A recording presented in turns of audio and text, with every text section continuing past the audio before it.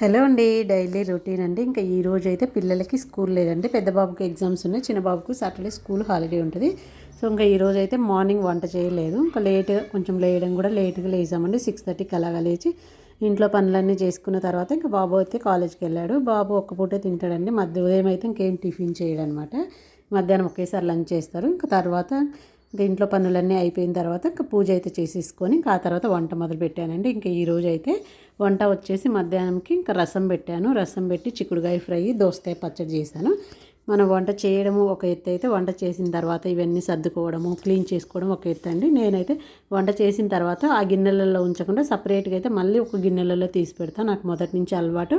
అలా అన్నీ తీసి పెట్టేసుకొని స్టీల్ గిన్నెలలో నీట్గా సర్దేసుకొని ఇంకా ఆ తర్వాత స్టవ్ అంతా క్లీన్ చేసుకొని గిన్నెలు కడిగేసుకొని గట్టంతా మనం వంట చేయడం ఒక ఎత్తు అయితే, గట్టు తుడవడము, గిన్నెలు కడుక్కోవడము, స్టవ్ అంతా క్లీన్ చేసుకోవడం ఇది ఇంకొక పని అండి.